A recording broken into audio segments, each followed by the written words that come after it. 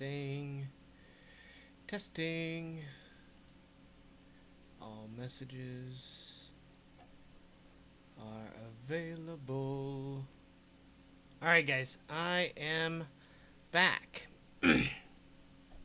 It's been a few weeks since I did a live stream, and I just wanted to pop on to tell you guys I am still alive and around. Give people a few minutes to get in here. Today we're going to be talking about Nonnus. Can everybody hear me all right? Go ahead and hit me in the chat if you can. Got a lot of fans running this summer, so live streams may be a little buzzy.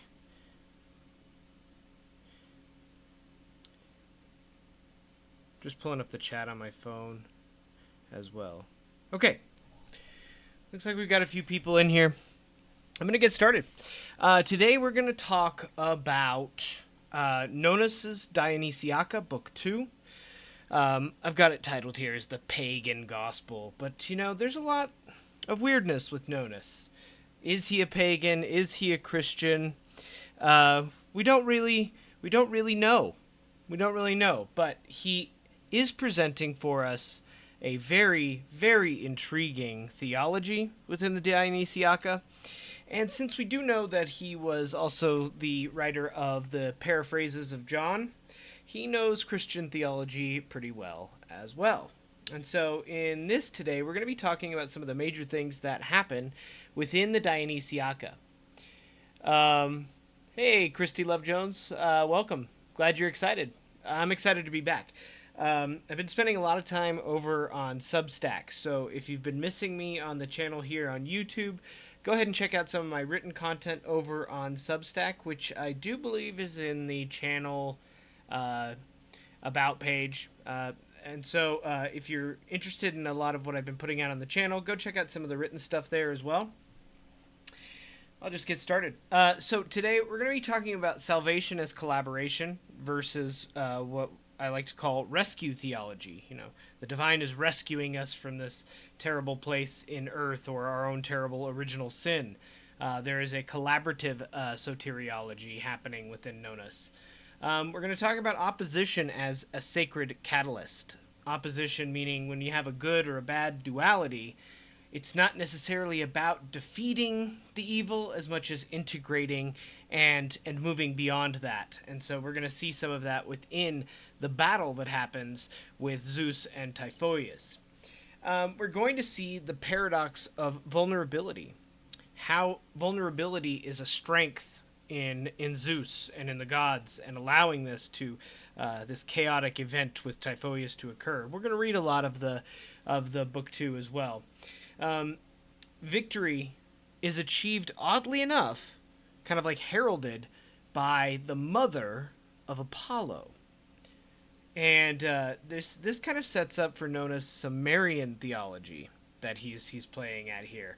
And it basically sets us up for what is considered a preparatory logos, a preparatory order or structure for the cosmos as we wait for the final incarnation, the final incarnation of the logos, which will be, of course, Dionysus in the Dionysiaca. It is his epic. It is his tale. So let's move on. You know, before we get started, here's my pitch. If you like what we're doing, please share, please comment, please get at me in the chat as well. Like and subscribe, share. Super chats, of course, I'll answer if you guys want to throw those at me. You know, YouTube here is kind of just for fun. If you really want to support my work, head over to Substack. Consider being a paid subscriber there, and it really helps me keep this thing going. All right. Now that we've got the pitch out of the way, let's get to the good shit. So, pagan prophet or maybe a troll. I don't know. Nonnus is a complex character. He's a very interesting character who knows a great deal about both the pagan, the Orphic pagan, as well as Christian theology. And he's writing this in 5th century Egypt in Alexandria, or in the Alexandrian kind of milieu, but it's in Panopolis that he's writing. I know he sometimes spent time in Alexandria, but So he's the author of both the Dionysiaca, which is the epic 48 books that tell the tale of Dionysus and how Dionysus lived as a human and lived and conquered the Indians and all these other great things that we'll get to hopefully eventually as we get through all these different books. But he also wrote a paraphrase of John. And what we're talking about here is he basically turned John into verse. And it's a really interesting document, and I might get to it on the channel eventually, but I'm not all the way through it yet. But he's writing in an increasingly volatile time for someone who might be a pagan. What's crazy about this is that when he releases this book, it's like it was planned. It spreads across the Roman world incredibly fast, incredibly quickly, almost as if like pieces of it were lying in wait, like a pre-planned launch of this literary epic, which is the largest known epic from antiquity. You can see the size of it here. I know my image is pretty small, but the Tales of Dionysus. This is a great translation done by 48 different authors with their own interpretation. Each chapter is their own interpretation, and so the text kind of has a little bit of a flair for each chapter. It's really good. Some of what we'll see on the page is an older translation, and I'll read from this as well today. But it's basically the last great epic poem of antiquity. We find a very profound mystery here. How does one soul produce both the most elaborate mythological epic of all of Greek literature, like Nonnus is a master of Homeric grammar, and at the same time, how does he have this faithful paraphrase of the most mystical gospel of the Bible?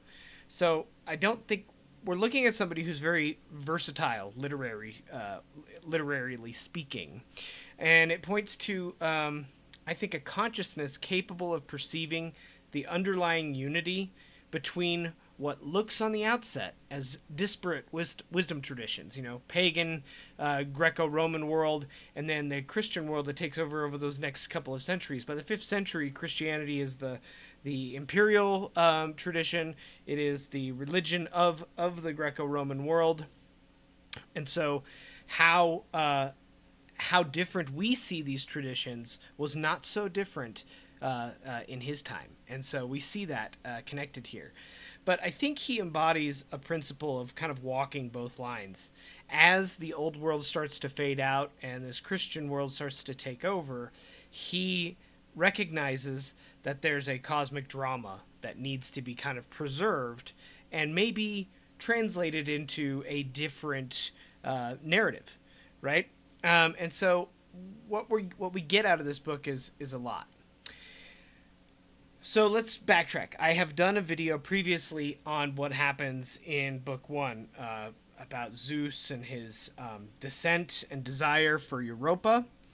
And I have done one previously on the birth of Zagreus, which is kind of like Books 4 and 5, but just to catch us up. Excuse me. So in Book 1, Zeus is driven by this unbelievable desire for Europa. He undergoes kenosis, essentially transforming himself into a mortal being, basically leaving behind his godly powers, and descends into the shape of a bull. And he discovers some new dimensions of divinity through his vulnerability, right? So he loses the ability to wield his power as the king of the universe. So he puts down his weapons, he puts down his sinews, it says, which you can kind of imagine maybe as gloves or as like the ability to wield. And while he's engaged with Europa, the Typhoeus, chaotic kind of giant monster, steals Zeus's thunderbolts from this cavern and starts plunging the cosmos into crisis and chaos, and he's rendering Zeus essentially temporarily powerless. Well, what emerges is, in this vulnerability, Zeus has to go to a mortal, Cadmus, to help him. So Cadmus has basically said, I need you to play the reeds, I need you to play this music so that you can woo Typhoeus away from the thunderbolts so I can take them back and then set everything right. So the divine needs the help of mortal human beings, and we're going to continue to see that in Book 2. And it's kind of setting up what is the Orphic milieu, which is we are both mortal and divine in one being. And for this whole system to work, mortals and the divine have to work together for the cosmos to remain in cosmic order.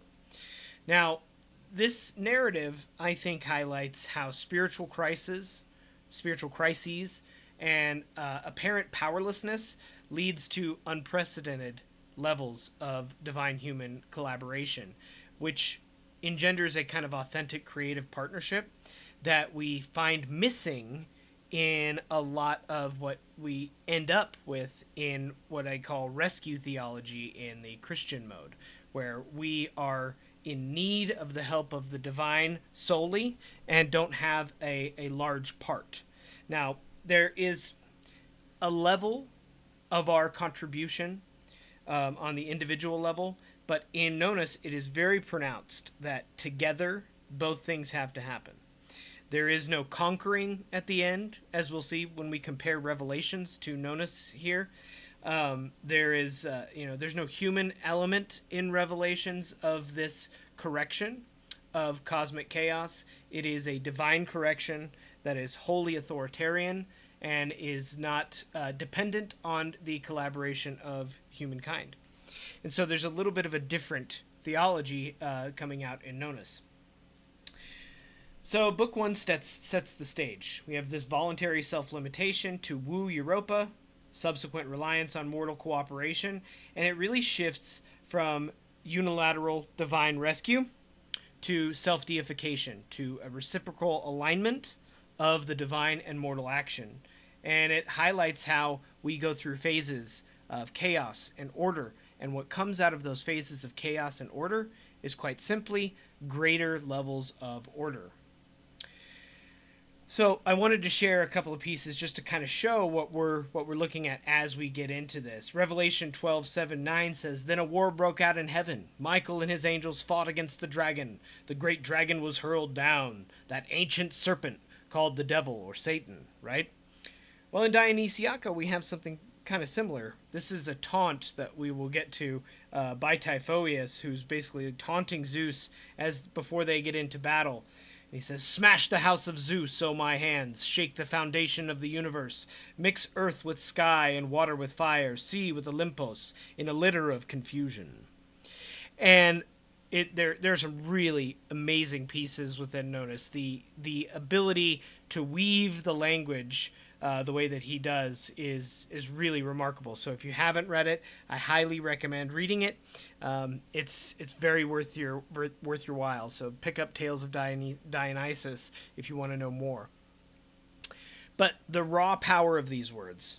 Both traditions recognize here that ultimate reality is unfolding through cosmic conflict, and that's why they have these two very important, very potent works embedded within the larger construct of a bigger corpus, right?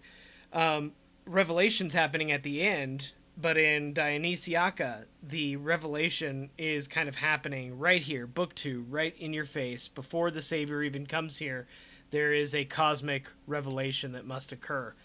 And it kind of makes me think of my own dark nights of the soul, right? A lot of people talk about the dark night of the soul. I kind of find that there's more than one in life, not just one. We kind of go through these phases. Everything's cyclical. And it forces us into, I think, and this is what I think Nonnus is really talking about, is this dichotomy of good and evil, this kind of tension, this struggle, that once we pass through, recycles what was old within us, or maybe something that was stagnant, and brings about something wholly new on a higher level of reality, a higher order. And so it's really on display here, front and center, that this is a major theme within Nonnus, and it's going to keep happening where there's a tension between good and evil in the tale of Dionysus. And it describes essentially the same mirror that we look into when we are going through these dark nights of the soul. Conversely, what we see in John here is that there is a divine military might that is going to come to bear, and it is through sheer force of will that is going to happen. So it's not what we see in in Nonnus is there is a certain cunning that the divine shows up with that is a knowing, and we'll kind of talk on that a little bit more as we go, but Revelation displays it just a little bit differently. And a lot of that's cultural and probably part of the time. Nonnus is kind of pushing back against that, though. He's very well read and knows John and John's Apocalypse extremely well. So he is basically saying, well, I'm going to take that and I'm going to present it in a different light. So I don't know if I want to read too heavily in the book, but I'm going to read you some passages here. This is what I'm calling the silent reclamation. And so Cadmus, Agenorides, remained there by the ankle of the pasturing woodland, drawing his lips to and fro along the tops of the pipes, as a pretended goatherd. But Zeus Cronades, unespied, uncaught, crept noiseless into the cave and armed himself with his familiar fires a second time. And a cloud covered Cadmos beside his unseen rock, lest Typhoeus might learn this crafty plan, and the secret thief of the thunderbolts, and wise too late, might kill the turncoat herdsman. So Cadmos is set up by Zeus to go and play the pipes to distract Typhoeus, while Zeus creeps back in to where they are to rearm himself. And what we're looking at here is a fundamental mystery. It's the divine operating through concealment and through human collaboration. Zeus doesn't just go in and say, I'm going to fight this chaotic force with superior power. I have to, because I am basically vulnerable at this point, I have to trick him. I have to use cunning. Zeus is often known as the cunning one, the one who knows ahead of time what's going to happen, which leads you to believe that this wasn't a mistake, right? It leads you to believe if he is Metis, if he is ultra cunning, then this descent and becoming vulnerable, his desire for Europa was well planned. He understood what was going to happen, but he also knew that in order to do that, he was going to have mortal participation. In fact, I think it points to mortal consciousness needing to be included for cosmic restoration. So we have a part in it. It's not something that's going to happen regardless or in spite of us. It is imperative that we are participants in the process. So Cadmus provides the distraction, Zeus provides the stealth, and they basically set up the conditions for this cosmic healing. It's not rescue theology, it's a collaborative participation. And feel free, guys, if there's any question you have as we are going through this, please interrupt me, just let me know. So we move on. The awakening of chaos happens. But now the shepherd's reed-breathing melody fell silent, and a mantling shadow of cloud hit the piper as he cut off his tune. Typhoeus rushed head in air with the fury of battle into the cave's recesses, and searched with hurried madness for the wind-coursing thunderbolt, and the lightning unapproachable.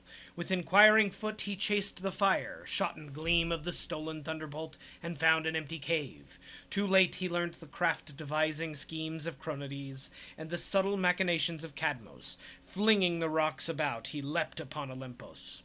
So he finds out, oh no, I've lost the thunderbolts. And if you've listened to our exposition on book 1, Typhoeus has the thunderbolts. He has the sinews of Zeus, but he can't wield them properly. He doesn't understand how to wield creation. He's so chaotic that it's like a toddler fumbling around with a gun. It doesn't understand by its very nature how to do anything but create destruction and chaos. So we see here that chaos has kind of risen up in order to challenge the way things are.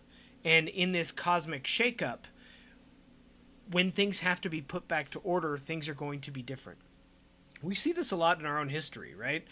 You have a civilization fall into chaos, and what comes out of it is a new form of order, right? And I think this speaks very much to what Nonnus is seeing in the 5th century, 500 years removed from, basically the birth of Christian emergence in the 1st century. We're in the 5th century now. So the old world, which still lingers in some way in the 5th century, is still very much a part of that. Many of these church fathers, many of the church leaders are all they're all educated by pagan philosophers. Pagans and Christians are still living together in this world, although the old world is kind of fading and a new order is coming about. Nonnus sees this. Nonnus understands this, and I think he's really writing about that particular event. Now, this hurried madness that Typhoeus has reveals an essential characteristic of chaotic consciousness. It's a compulsive seeking that destroys the very thing that it hopes to find. So the empty cave, I think, might be a mirror of his own spiritual kind of bankruptcy. Typhoeus doesn't have the, let's call it the cachet, to understand what he had. And this kind of speaks to what we might call our ego, right? This part of us that's not divine. Perhaps from an Orphic perspective, the titanic nature doesn't quite understand how to wield the gifts of spiritual life. And from that, we see this reflected within Typhoeus. So let's keep going. Now, these are fragments, mind you. These are just pieces I've pulled out. The whole reading I would encourage you to do. There is a full free reading of it online. If you go to theoi.com, they have a bunch of the books of Nonnus there for reading. So chaos is unleashed. There's the awakening of it, and then there's the chaos unleashed. And it says, neither pasture nor wild beast were spared. Raw ravening bears made a meal for the jaws of Typhon's bare hands. Tawny bodies of chest-bristling lions were swallowed by the gaping jaws of his own lion heads. His snaky throats devoured the cold shapes of earth-fed serpents. He ate up the plowing ox and had no pity when he saw the gall-necked bloody from the yoke straps. So he throws a temper tantrum. I don't have my toys anymore. So just like a toddler, he throws a temper tantrum. But this is funny because it's like, in a way, Typhoeus is a son of Gaia. And so he turns his ire towards the earth herself, towards the inhabitants and the children of earth, which is really wild. This rage that sends him into. It's like a cannibalistic self-consumption that reveals chaos's kind of fundamental nature, at least for Nonnus. It can't create. It can only consume what order has established. So even with all of the power of the universe in his hands, he cannot create a new world. He can only destroy the old one. So it reveals a little bit of the function, theologically, for Nonnus of chaos. It is to consume what has outlived its usefulness. It is to consume what has stagnated so that it provides at least the building blocks for new order to come about. And that's what we'll see happen by the end of Book 2. So, Typhoeus, he doesn't destroy randomly, but systematically. He goes after predators first, oddly enough. And he attacks the mediating structures that connect heaven and earth. So he goes after some of the gods as well. But, like, right away, we also see the plowing ox is one. So that's a sacred icon, a sacred symbol of agricultural civilization. When you attack those kind of like fertile elements of civilization, I think that is, again, this is known as pointing to what is happening in his own world.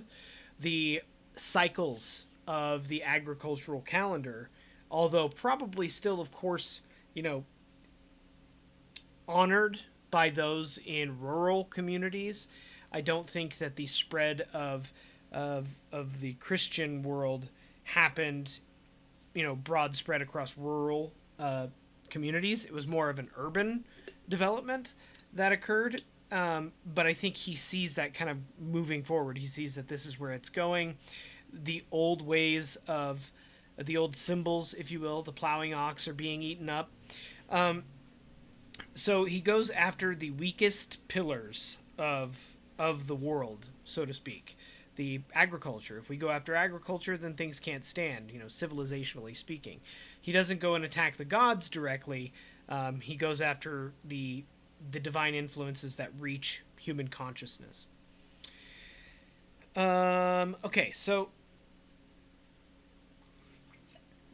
just a sec.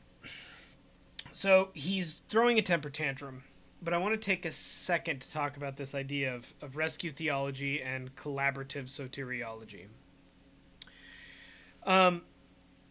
In the orthodox kind of milieu, the idea is that we will be rescued at some point, whether that's by the grace of God, whether that's in some judgment day. It is something that is going to happen regardless of what we do, whether we live right or whether we live wrong. For Nonnus is bringing back this idea that I think really stems from Egypt, that there is a human element that must occur, or chaos has more weight to push around, so to speak. The human collaboration with the divine is necessary for order to maintain itself. And so what we get as we move through this is not only Cadmus helping, but the rest of the gods have to as well. This is a well-oiled machine, so to speak, that must that all pieces kind of have to come together for it to work. And let's see, what else do I have here in my notes?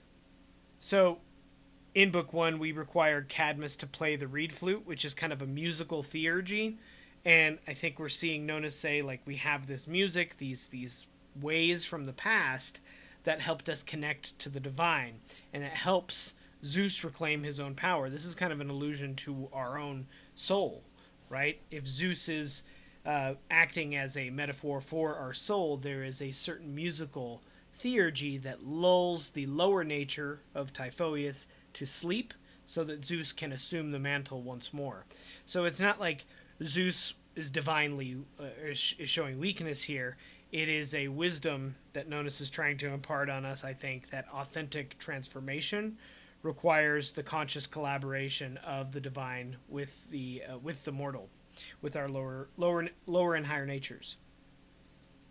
So let's keep moving here. So nature fails itself in the next passage. He made the rivers dust as he drank the water after his meal, beating off the troops of naiads from the riverbeds. The naiad of the deeps made their way, tripping afoot, as if the river were a roadway, until she stood unshod with dry limbs. She, a nymph, the creature of watery ways, and as the girl struggled, thrusting one foot after another along the thirsty bed of the stream, she found her knees held fast to the bottom in a muddy prison. I really like this piece because I think it shows a really interesting element of being drowned. I was reading a passage last night, and it was from the Sufi tradition, and we're talking about the flood itself, the flood of Noah, and how in the idea of the flood of Noah, it was that people were drowning in the spiritual experience, that the spiritual experience is so intense at times that we lose our sense of self. And I wonder if Nonnus is kind of talking about this element of the flood too. There is the water, either the flood or the removal of the water here, I think is a metaphor for this ocean of consciousness that is being interrupted by Typhoeus in this passage. But I think here he's stripping away the rivers and he made them into dust. So there's like a spiritual drought. And not only are these rivers like considered sources of nourishment, again, we're attacking civilization, we're attacking the structures that build order in this 5th century world that Nonnus is writing in. And in addition to that, we find these spiritual creatures, these naiads, which are mostly more divine or spirits of the natural world, directly related to the Titans or coming from the Titans. She finds herself trapped in the mud of the riverbed. So think about the ideas here, like a naiad flowing with water and river, now stuck within the earth itself. There is a sense that things are out of place as Typhoeus continues his assault. And I thought about how often in our spiritual journeys we get trapped, get stagnant, and chaos has to come along to shake things up. or to change things up so that we can move forward. And when we rely on structures that no longer serve us, I think we can get stuck. I think we can get really stuck. But chaos has a little subtle work. The destruction here is not only a perversion of the spiritual infrastructure of the cosmos, but it's also providing an avenue for new methods to come about. So we're going to take a stop here, a little break, to talk about salvation in general. Flute to Bell, 1212. Thanks, Channel Warhorse. Synergia, says Santamata. All right. Yeah, keep getting at me in the chat, guys. I love to hear your perspectives as we go through this. So, in many of the Christian models, not necessarily, you can't really talk about Christianity as one thing. There's so many different sects that have varied differentials in their theology, varied differences in their theology. But this idea of sin is really interesting. There is a recovery of sin from divine intervention, right? So there's a potential of an original sin in some theologies. Well, the Orphic model and what Nonnus is really relying on here is not a sin necessarily, but a recovery of your original divine nature through a sacred remembrance. So think of it as Zeus remembering who he is, the soul remembering what it is. And that is the process of aligning yourself with the cosmos. It's anamnesis. This Dionysiac incarnation emerges not just as a divine response to human sinfulness, like not to come fix us, but it's predetermined. It is going to happen regardless, because it's the culmination of cosmic evolution towards perfecting self-divine manifestation. And there's a lot of correlations between the Orphic and Christian models. They both come up around the same time period. Orphic a little bit older.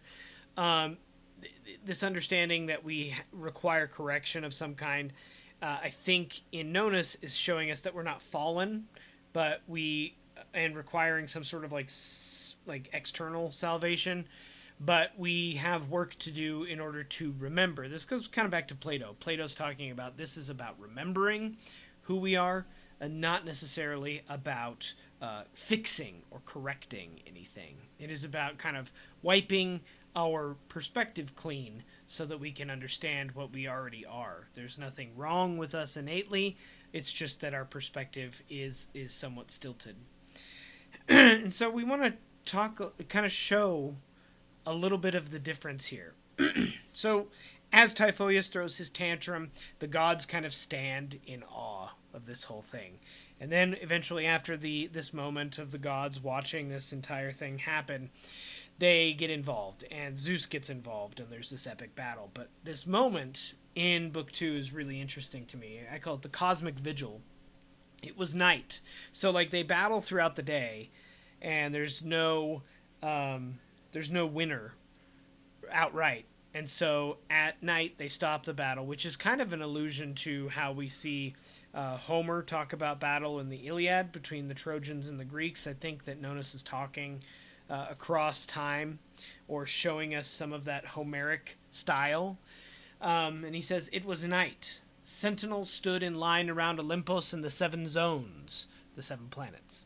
And as it were, from the summit of towers came their nightly alarms. The calls of the stars in many tongues were carried all abroad. Watchfires were all around, for the blazing flames of the stars, and the nightly lamp of unresting Selene sparkled like torches, often the shooting stars leaping through the heights of Olympus with wind-swept whirl from the ether, scored the air with flame.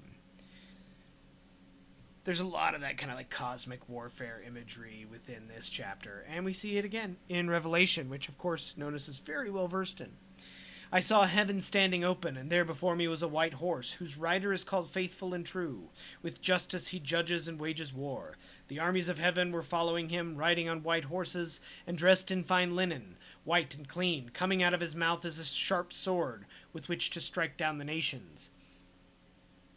In John's Apocalypse, the divine intervention arrives painted as this military force, this cosmic Christ warrior descending with heavenly armies to impose justice through conquest.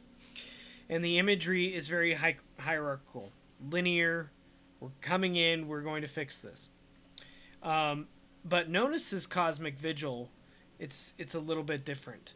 The calls of the stars in many tongues. It's not passive waiting for an external rescue. They are kind of setting up the what's the word? They're setting up the cosmos to be rectified. So the gods are doing their part in watching and watching these watchfires, these watchtowers.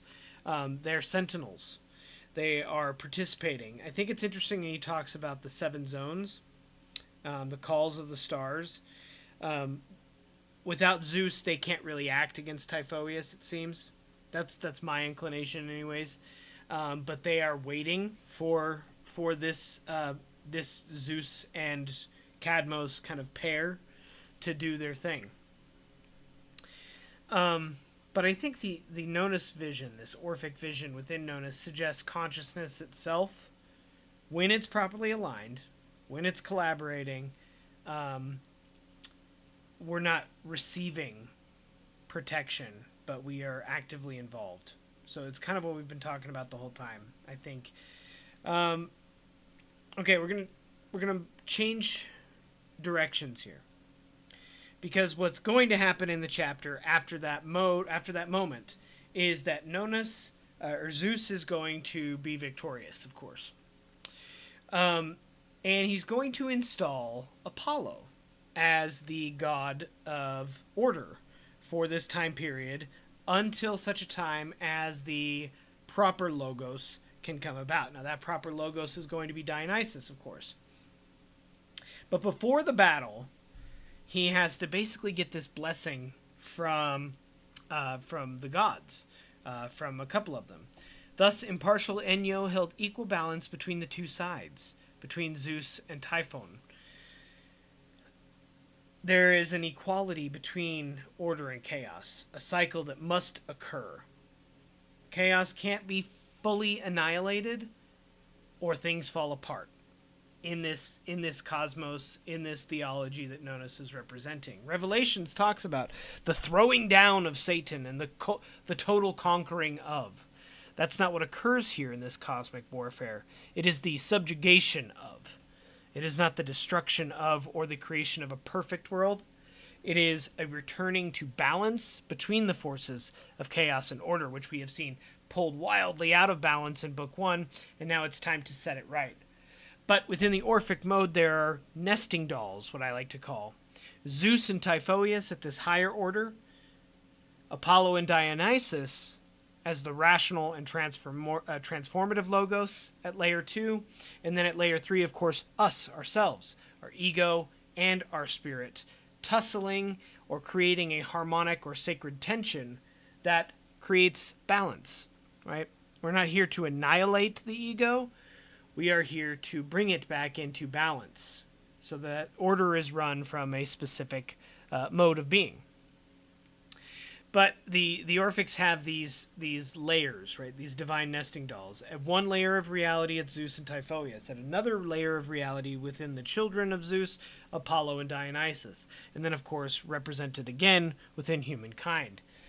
And I think that many times, especially in our very modern Western spiritual world, we're very confused by this idea of ego death and all these very strange concepts of surgically removing an aspect of ourself or killing it or something of that nature, when really what the authors of these sacred texts in antiquity were really talking about is more of a subjugation or a placing of our personal self-interest into its appropriate mode, which is beneath the spirit, which is beneath our eternal nature, so that we can live in a more aligned way. But before that can happen, there has to be a blessing. There has to be some sort of blessing So Zeus was alone when Victory came to comfort him, scoring the high paths of the air with her shoe. Now, Victory, of course, is Nike, which is one of Zeus's children in most cases. But in this case, she shows up and she had the form of Leto, the Titaness, who is the mother of Apollo and Artemis. And while she armed her father, she made him a speech full of reproaches with guileful lips. Lord Zeus, stand up as champion of your own children. Let me never see Athena mingled with Typhon, she who knows not the way of a man with a maid. Make not a mother of the unmothered. Fight, brandishing your lightning, the fiery spear of Olympus. Now this kind of goes back to, and I think I gotta find the passage really quickly, where Typhoeus has this blasphemous statement. So bear with me for a second, but he has this huge retort towards Zeus that is just really, really wonderful, where he says all the terrible things he's going to do to all the gods, and think of your children. It happens before then. One second, guys. If you have a question, go ahead and get at me while I look for this real quick.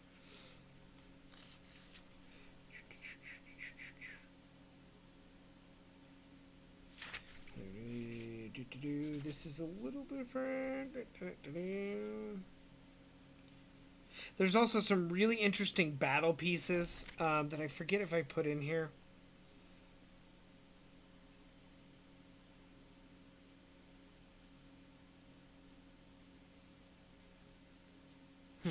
Anyways, we'll keep going. So, anyways, I can't find it off really quick. So I want to keep moving. Typhoeus has leveled threats about what he's going to do. He's going to mix earth with water. He's going to basically set an elemental chaos. He makes these claims about how he's going to mix the elements improperly, and that's going to cause chaos. Then he's going to wed Hera. He's going to wed the maiden Athena and take her virginity and do all these things. And he's basically acting out like we talked about as a toddler before. But he's making perverse statements in an attempt to rile up Zeus, to make Zeus act in a way that might cause more chaos. So Zeus, in this battle, has to keep his wits, right? And he waits.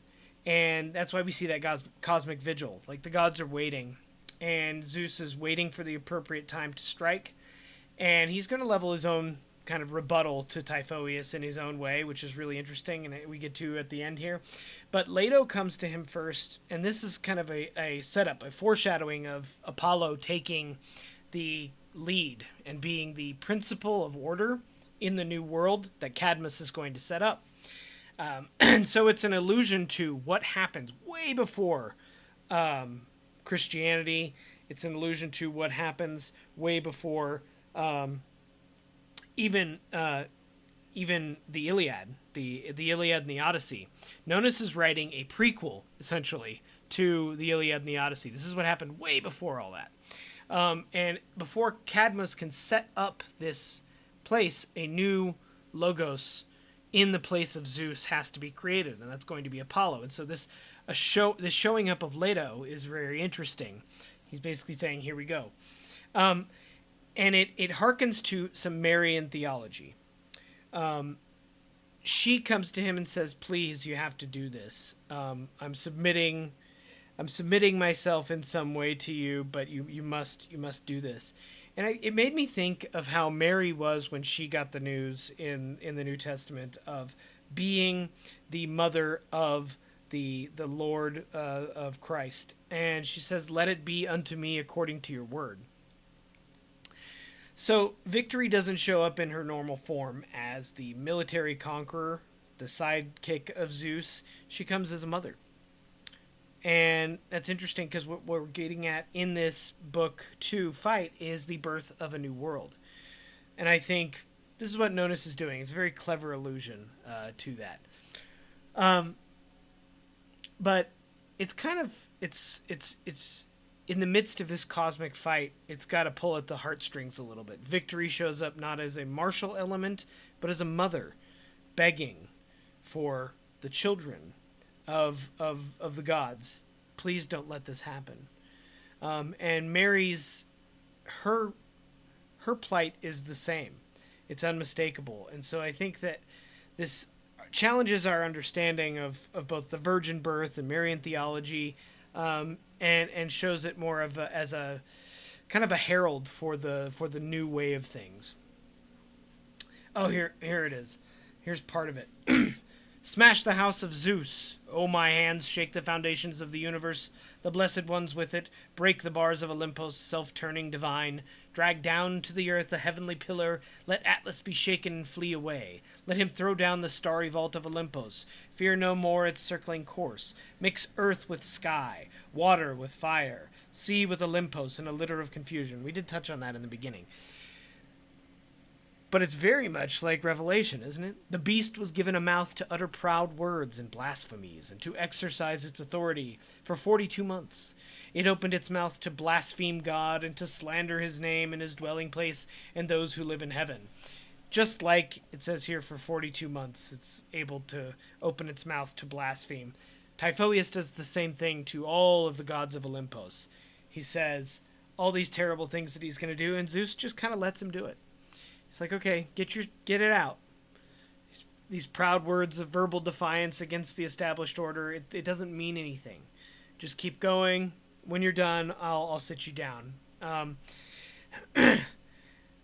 think this is also something that we can pay attention to in ourselves. The aspect of consciousness that can't tolerate the creative tension necessary for our own authentic existence. I think Nonnus is pointing at that because it's something that happens again and again for Dionysus as well as he moves through his life in the Dionysiaca. There is a tension that must be, held in order for authentic expression to happen. When we get out of balance and get slack or too tight, it breaks. And that's kind of an allusion to Apollo as well, his harmonic ability. I've got two of those slides in here. Have fun. So there's also this weird omnipotent weakness within Nonnus's book 2. Zeus loses his power. He gets his power back. And Typhoeus is this really, really strong giant too that doesn't quite understand his own strength. I think we uncover some really interesting theological insights in this. There's a section of Nonnus that talks about Typhoeus trying to quench the thunderbolts or the divine fire with water. And he doesn't really understand the elemental nature of things. But Zeus fires a few thunderbolts and he tries to quench them in water, and it doesn't do anything. The ethereal flame becomes even livelier through the water, and the water's boiled up and it steams up, and it basically shows what Nonnus is showing, I think, is the futility of chaos trying to pull things out of order. Chaos happens as a natural course, but it will never overcome order entirely.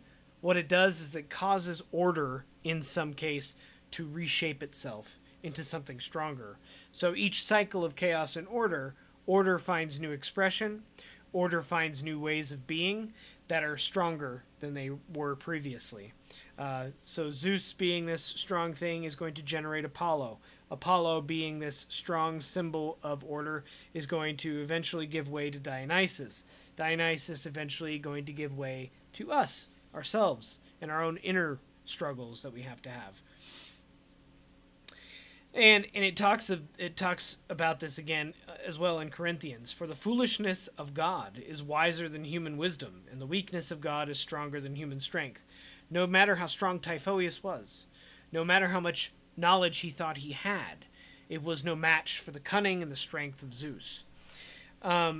So even though Zeus willingly allows this kind of like tirade by Typhoeus, clearly knew what was going on and knew that it was going to happen, he allows it to happen anyways, which I think speaks to a greater theological or personal spiritual journey that we all go through. That there is an allowance for us to be arrogant. There is an allowance for us to stray from our spiritual path in some way. And from that, we are given the chance to reinstate order in our own lives. And I think Nonnus understands what Paul is probably getting at here in Corinthians, in that the omnipotence expresses itself not through domination, but through an infinite capacity of grace, or to achieve intensity through what might look like apparent negation. And I think we touched on this earlier. Impartial Enyo, a war held equal balance between the two sides. Typhon, while the thunderbolts with booming shots held revel like dancers of the sky. Cronades fought fully armed in the fray. The thunder was his shield, the cloud his breastplate. He cast the lightning for a spear. Zeus let his thunderbolts from the air, his arrows barbed with fire. It's really, really interesting. But the interesting piece is that there has to be a balance between those. So chaos is creative catalyst. I think we've kind of touched on this. He is the chaotic multiplicity that cannot achieve full integration back into unity. And his purpose, Typhoeus, is he forces divine consciousness, the gods, Zeus, to discover new creative potentials. By the end of this, Zeus is like, okay, we got to do things different. The world has to be different. He even says, I think this is a line from him, from Zeus, "Poor fool, he knew not that the fire-flaming thunderbolts and lightnings are the offspring of the clouds, from whence the rain showers come." So he's like, the water can't quench the fire, the divine fire, because the divine fire is born from the water. There is a cycle to these things, and chaos it provides the opportunity for order to reach its most important expressions. So Zeus let fly his thunderbolts from the air, his arrows barbed with fire. For already from the underground abyss a dry vapor diffused around, rose from the earth on high, and compressed within the clouds was stifled in the fiery gullet, heating the pregnant cloud. As the female stone is struck by the male stone, one stone on another brings flame to birth. While crushed and beaten, it produces from itself a shower of sparks. So the heavenly fire is kindled in clouds, and murk crushed and beaten. I mean, that is some wordsmithing right there. He's talking about some elemental stuff in this passage. He's talking about fundamental principles. Fire emerges through the interpenetration of apparent opposites. I think the pregnant cloud suggests that divine creativity requires gestation within conditions that seem hostile to its expression. Think about it. The divine birth of Christ comes into a world of hostility, with Herod trying to kill the baby before it's even born. Out of these seemingly hostile or chaos environments, that is where order is in its most vulnerable. And it's in that vulnerability, I think, that it finds its truest expression. So we move on to the Apollonian logos. I really am not going to try and butcher this today. I worked on it earlier, but I was like, I haven't had enough time to practice my Greek. I've been working on a few other languages, Arabic and French as well, and I am really out of practice with my Greek pronunciations. But what we're basically looking at is a preparatory logos. At the end of this, when Zeus wins, he has his moment of basically taunting and saying, haha, I told you so, to Typhoeus. Now he must set up a new order within the world. I will myself celebrate your bridal with heaven's own harp, which is an allusion to Apollo. So he's setting up a new law. So we're thinking about maybe, this is an allusion to Moses, the lawbringer, rational cosmic order. And he says this, of course, from Olympus, so there's a mountain involved, perhaps an allusion to Sinai, and basically saying that there is something else. So Galatians says the law was our tutor to bring us to Christ, much like the Apollonian law will be setting up Cadmos civilization through the Phoenicians and onward until Dionysus arrives in a later time. So what Nonnus is talking about here is progressive revelation.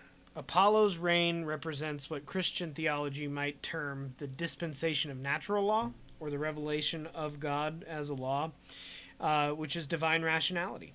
It's manifested through created order, and that order is essentially the dominion of Apollo in this new world.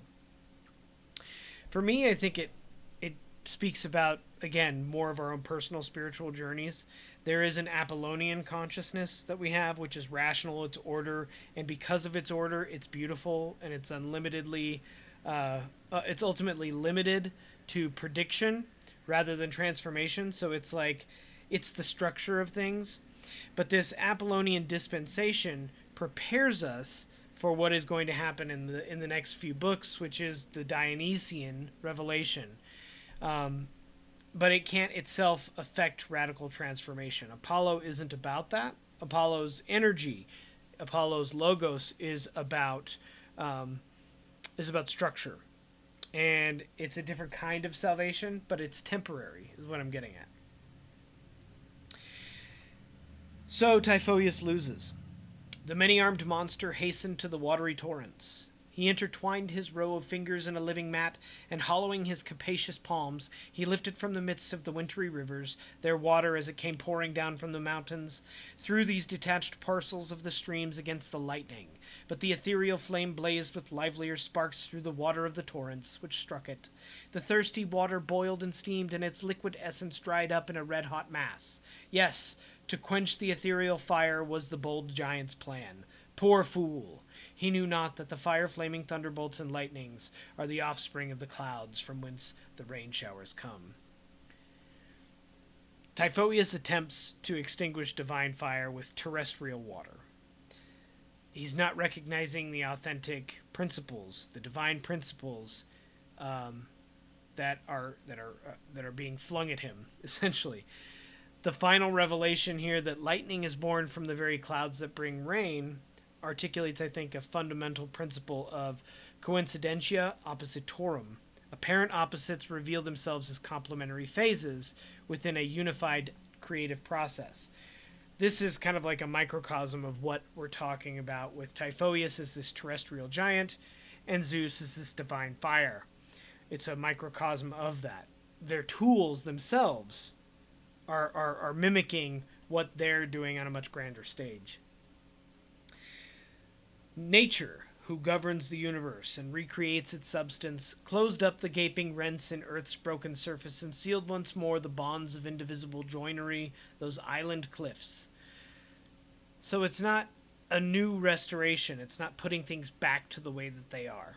It's an enhancement of the way things previously were. So there are new creative possibilities. And I think this is one of the things that we lose in an ideology that is trying to recover Eden, right? The theology of rescue, of coming and fixing what was happening in the past, it's backward thinking. What Nonnus is basically putting up for us to think about is that in these cycles of chaos and order and these tumultuous times, new creative possibilities, new order comes about. Oh, we've got a lot on the channel.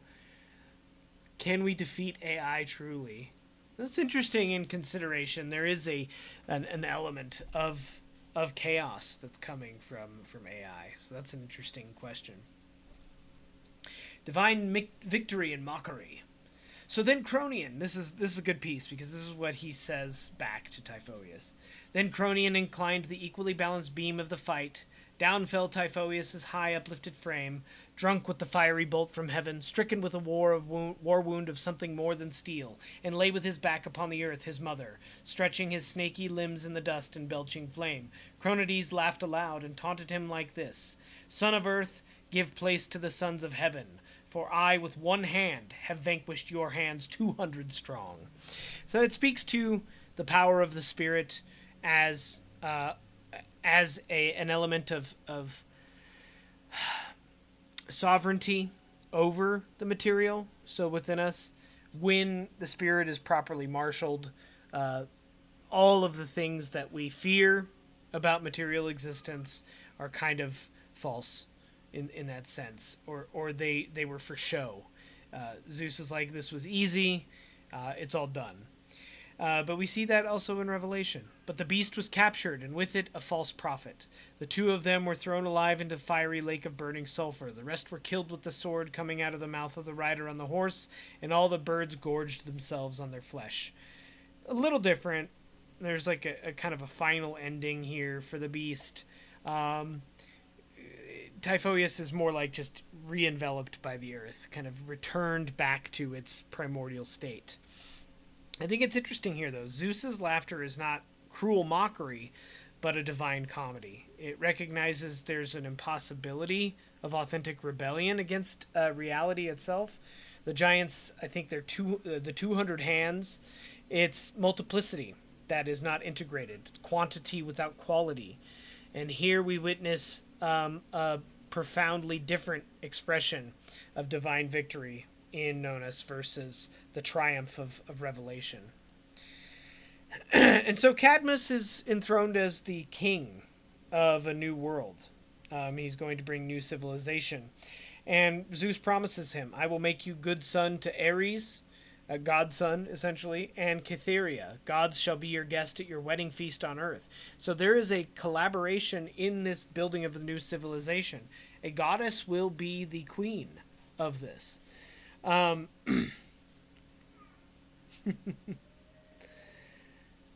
a lot of comments. Good job, guys. Sky Sage is going off. Channel Warhorse is going off.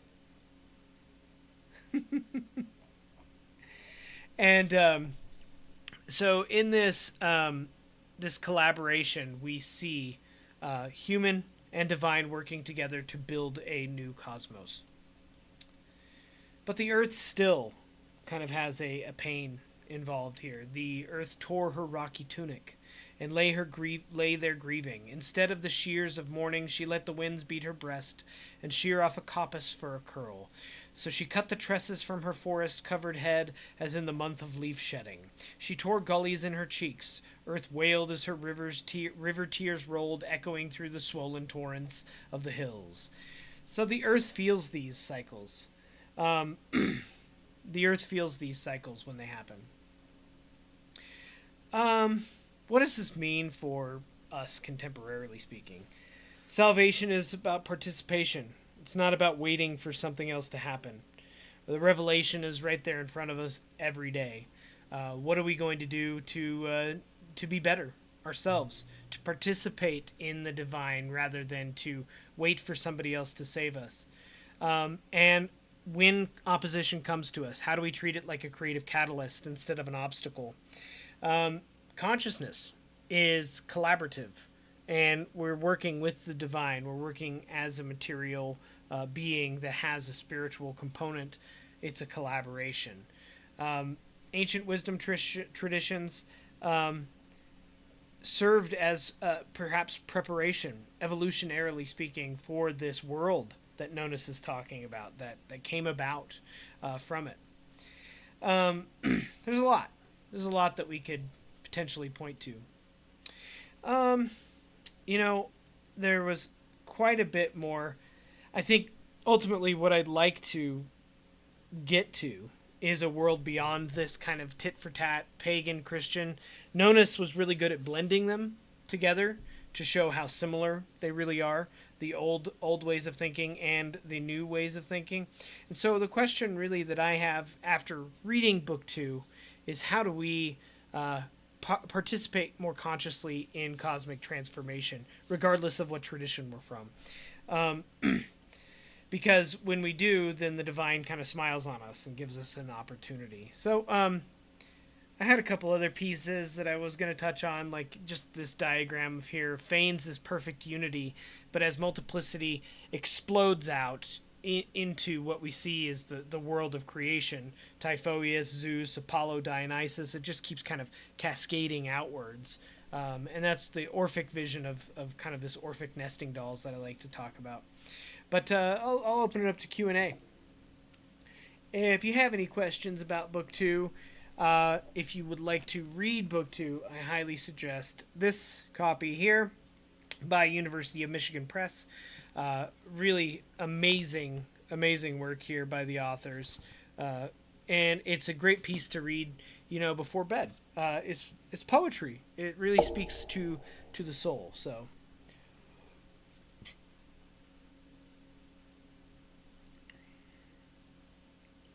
Santamata says, similar to Noah releasing the raven, there is an icon that shows the raven feeding on a corpse killed by the flood, feeding the old world that was unable to survive the chaos on the edges. Yeah, I mean, that is the part of chaos that we see, is it consumes some of the old. But from the ashes of the old, a lot of the stuff carries through, and I think we see that. That's what Nonnus is trying to encode very much so in this Dionysiaca, is some of the old world, which is why I think it's so interesting that we look to other texts to find out what people were thinking in the pre-Christian world, when we have this gigantic corpus of essentially pagan theology right in front of us that still survived.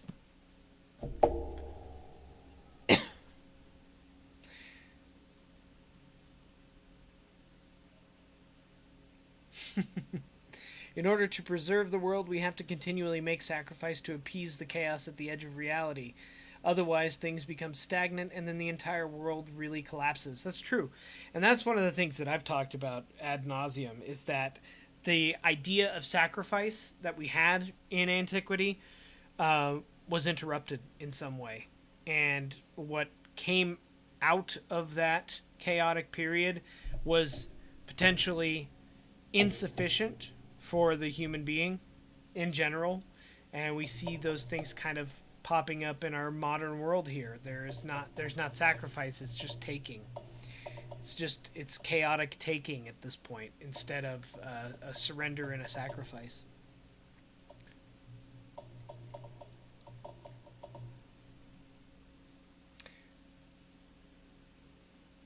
I wouldn't call passions. So Santamata says there's a question, though, of if this chaos itself can be object offered in sacrifice.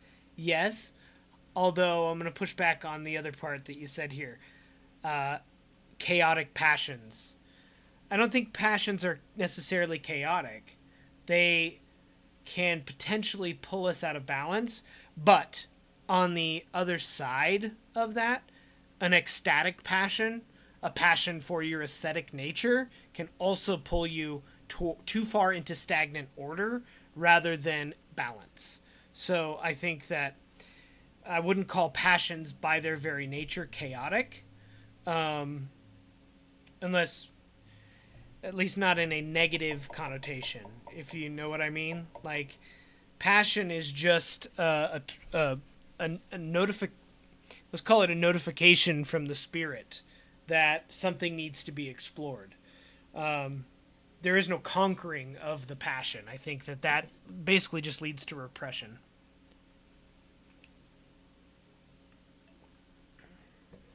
And anybody who says that they've conquered their passions is selling you something. And it's probably a multi-level marketing scheme or a cult.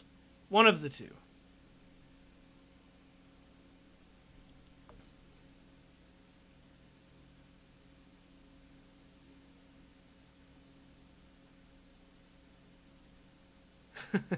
Thank you, Channel Warhorse. Thanks for the kudos. I'm glad to see so many people show up today, especially because I've been out of commission for quite a few weeks. But I do have another live scheduled for next week. I'm going to talk about the Orphic hymn to Hecate, the mistress of the crossroads. So I will be bringing some more live streams around, and much less of the long form, kind of like more narrative videos. The live streams are just easier to put together. The videos take a great deal of time, like sometimes 20-30 hours to put one together. And I just the live streams, I think, are more valuable to most of the audience anyways, and they're more fun because I get to interact with you guys, and have questions and all that sort of stuff. So look for more live streams. And if you like some of this material, head over to my Substack and check out all the written content I have there. All right, a couple more minutes and I'll let you guys get out of here. Man, they don't tell you when you start live streaming how dry your throat can get. Jeez. Talk, and I feel like I've been in the desert. Perhaps I am a desert father, Santa Mara.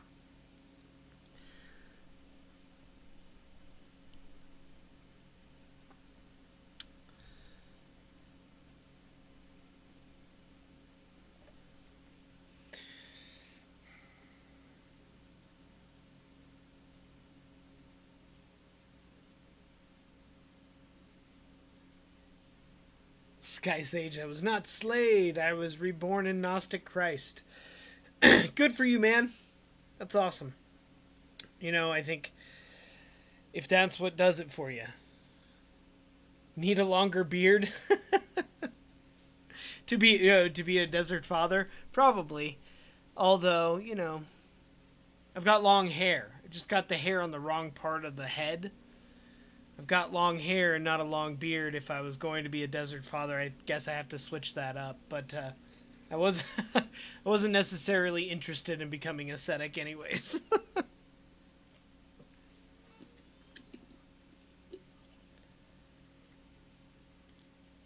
All right, guys. Thanks so much for tuning in.